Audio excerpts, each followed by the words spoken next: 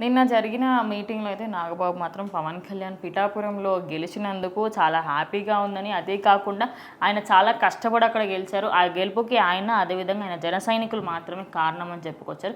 కానీ ఇది విన్న తర్వాత కొంతమంది పిఠాపురంలోని ప్రజలలోనే, అదేవిధంగా కొంతమందికి వాళ్ళు ఏంటంటే కొంచెం బాధపడుతున్నారు. దానికి గల రీజన్స్ ఏంటి?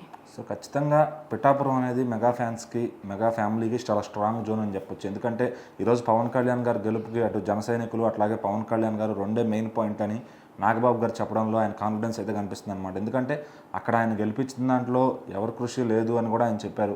సో అది ఇండైరెక్ట్గా ఏదో వర్మ గారిని అన్నారని చెప్పి కొంతమంది తీసుకుంటున్నారనమాట. సో ఏంటంటే వర్మ గారికి సీటు ఇవ్వలేదు, అది టీడీపీ పార్టీ చేసుకున్న ఒక తప్పు అనుకోవచ్చు. సో ఆయనకి ఇస్తానని, తర్వాత మళ్ళీ ఎమ్మెల్సీ ఇస్తానని చెప్పి కూడా ఇవ్వలేదు. సో అది వాళ్ళ పార్టీలో ప్రాబ్లం, అది వర్మ గారు ఆయనతో మాట్లాడుకుంటారు. ఇక్కడ ఏంటంటే కూటమి బలం చేకూర్చడం కోసం పవన్ కళ్యాణ్ గారిని ఇక్కడ నిలబెట్టారు. సో ఖచ్చితంగా పవన్ కళ్యాణ్ గారు ఈ పిఠాపురం అనేది ఎంచుకున్నారు. ఎందుకంటే ఇక్కడ మెగా ఫ్యామిలీకి ఒక స్కోప్, ఒక ఇది ఉంది కాబట్టి ఖచ్చితంగా 100% మెజారిటీ వస్తుందని నమ్మి ఆయన ఇక్కడ దిగారనమాట. సో అంతకుముందు 2009లో కూడా వంగా గీత గారు ప్రజారాజ్యం తరపున పోటీ చేసి అక్కడ గెలిచారు హ్యూజ్ మెజారిటీతో. సో తర్వాత మళ్ళీ వంగా గీత గారిని తీసుకొస్తే మనం గెలవచ్చనే ప్రయత్నంతో జగన్మోహన్ రెడ్డి గారు వేసిన ఎత్తు అయితే ఫలించలేదన్నమాట. ఎందుకంటే అక్కడ అర్థం చేసుకోవాల్సింది, వంగా గీత గారు గెలవలేదు, మెగా అభిమానులు, మెగా ఫ్యాన్స్ గెలిచారనమాట. ఎందుకంటే వాళ్ళ నమ్మకం అప్పుడు చిరంజీవి గారి మీద, ఇప్పుడు పవన్ కళ్యాణ్ గారి మీద ఉంది. సో కాబట్టి పిఠాపురం మెగా ఫ్యామిలీ అడ్డా అని మన నాదెండ్ల మనోహర్ గారు కూడా చెప్పారనమాట.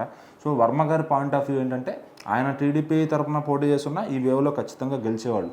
కాకపోతే ఏంటంటే ఆయనకి మరి సీట్ లేదు కాబట్టి కూటమి కోసం ఆయన సపోర్ట్ చేసి ఆయన బలం ఆయన చేకూర్చారు.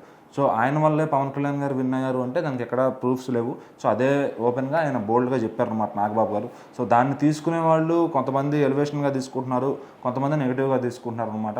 సో ఈ కూటమిలో ఎప్పుడు చీలికలు పెడదామా అని చెప్పి అవతల పార్టీ వాళ్ళు అయితే రెడీగా ఉన్నారు, సోషల్ మీడియాలో కానీ బయట కానీ. సో నాగబాబు అట్లా అన్నాడంటగా, అంటే మీకు వాల్యూ లేదా అంటే ఈ విధంగా గొడవలు పెట్టే ప్రయత్నాలు చేస్తున్నారు అనమాట.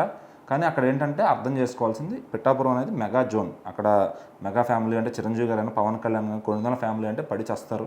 సో అక్కడ ఆ ఫ్యామిలీలో ఏంటంటే వాళ్ళకున్న విలువ, అభిమానం అనేది అంత సంపాదించుకున్నారు. సో మరి అక్కడ అందుకని పవన్ కళ్యాణ్ గారికి అంత హ్యూజ్ మెజారిటీ వచ్చింది. సో మరి ఆయన ఇంకెక్కడ చేసినా కూడా ఈ వేవ్లో వచ్చేది ఖచ్చితంగా. పిఠాపురం అనేది అక్కడ వాళ్ళకి ఎప్పటి నుంచో బలమైన స్థానం కాబట్టి ఆయన అది ఎంచుకుని అక్కడ కొడతానని చెప్పి ఆయన అయితే కొట్టారనమాట. సో మరి దానిలో నెగిటివ్గా తీసుకునే వాళ్ళు తీసుకుంటారు, రాసేవాళ్ళు రాస్తారు. కానీ సో ఇప్పుడు గెలిచిపోయిన తర్వాత ఈరోజు వచ్చి దాన్ని ఏమంటారంటే, ఇప్పుడు చప్పట్లు శబ్దం అయిపోయిన తర్వాత ఎందుకు చేతులు తాకినాయి అనకూడదు. సో ఆ విధంగా ఇప్పుడు ఈయన ఆల్రెడీ గెలిచేశాడు. ఈరోజు వచ్చి మీరు ఎంత విఫలం చేద్దామని ప్రయత్నం చేసినా కూడా మళ్ళీ నెక్స్ట్ టర్మ్ దాకా మీరు ఏం ప్రయత్నాలు చేసినా అవి ఫలించవు ఖచ్చితంగా.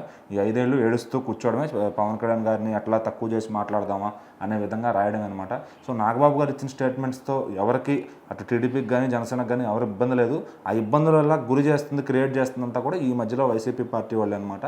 సో వాటిని కొంచెం దూరం పెట్టుకుని వీళ్ళ నాయకులు చెప్పేది వింటే కనుక ఆ దారిలో వెళ్తే ఖచ్చితంగా నెక్స్ట్ టర్మ్కి ఇంకొంచెం మంచి బెటర్ రిజల్ట్ చూస్తారు జనసేన వాళ్ళు మాత్రం.